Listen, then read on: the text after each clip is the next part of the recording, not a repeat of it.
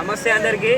ఈరోజు 374వ సర్దార్ సర్వాయి పాపన్న గౌడ్ గారి జయంతిని పురస్కరించుకొని నర్సంపేట కేంద్రంలో సర్దార్ సర్వాయి పాపన్న గౌడ్ గారి విగ్రహానికి పూలమాల వేసి ఇక్కడ ఉత్సవం చేస్తున్నటువంటి వారి దగ్గరకు వచ్చినాం. వారితో కొన్ని పాపన్న సెంటర్ వారితో కొన్ని విషయాలు అడిగి తెలుసుకునే ప్రయత్నం చేద్దాం. నమస్తే సార్.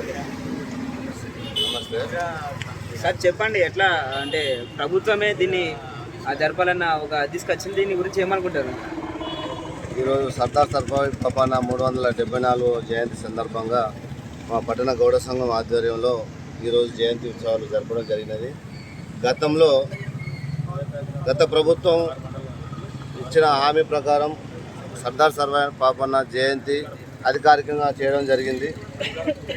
అంటే ఈ ప్రభుత్వం వచ్చిన తర్వాత డేట్ నిర్ణయించింది, కానీ మాకు పూర్తి స్థాయిలో ఇన్ఫర్మేషన్ ఏం రాలేదు.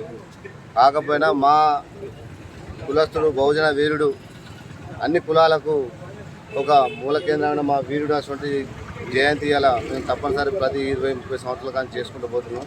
మా ఆనవాయితీ తప్పకుండా చేసుకుంటూ పోవాలనే ఉద్దేశంగా చేసినాం. ప్రభుత్వం పరంగా మాకేం ఇన్ఫర్మేషన్ రాలేదు. దీనికి ముఖ్యంగా మా కౌన్సిలర్లు, మా కార్మికులు, రాయకినాకు మాజీ చైర్మన్ గారు, స్థానిక కౌన్సిలర్ గారు, కమిటీ చైర్మన్ సొల్లి సారయ్య గారు, వెంకటనారాయణ గౌడ్ గారు, వివిధ సంఘాలు మొత్తం కుల సంఘాలంతా ఏకమై ఈరోజు ఈ జయంతి కార్యక్రమాన్ని నిర్వహించడం జరిగింది. ఈ కార్యక్రమానికి హాజరై మాకు అన్ని విధాల మా కులస్తులు, మా కుల బాంధవులు చేసినందుకు సంతోషంగా ఈ కార్యక్రమం చేసినందుకు జై పాపన్న, జై పాపన్న, జై పాపన్న. సాధిద్దాం సాధిద్దాం, రాజ్యాధికారం సాధిద్దాం సాధిద్దాం సాధిద్దాం. బహుజన కులాల్లో ముఖ్యంగా గౌడ వెనుకబడినటువంటి కులాల్లో జన్మించినటువంటి సర్దార్ సర్వాయి పాపన్న మొగలాయిల కోటలను బద్దల కొట్టి ఈరోజు గౌడ కులస్తులకే కాదు బహుజన బిడ్డలకందరికీ కూడా ఈరోజు ఆయన ఒక స్ఫూర్తి ప్రదాతగా నిలుస్తున్నాడు. అటువంటి ఆ వీరుని యొక్క 374వ జయంతిని మన నర్సంపేట పట్టణంలో జరుపుకోవడం, ముఖ్యంగా ఈ మా బీసీ టీచర్స్ ఫోరం తరఫున మేము చాలా సంతోషాన్ని వ్యక్తం చేస్తున్నాం. అదేవిధంగా ప్రభుత్వానికి ప్రత్యేకంగా కృతజ్ఞతలు తెలియజేస్తున్నాం.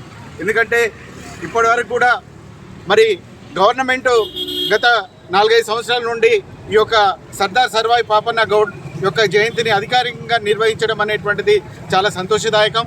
అదేవిధంగా మరి బహుజన బిడ్డలైనటువంటి గౌడ కులస్తులకు కూడా మరి ఈరోజు మరి రిజర్వేషన్ ప్రాతిపదికన కేటాయిస్తున్నటువంటి దాంట్లో రిజర్వేషన్ శాతాన్ని కూడా తప్పనిసరిగా పెంచాలి.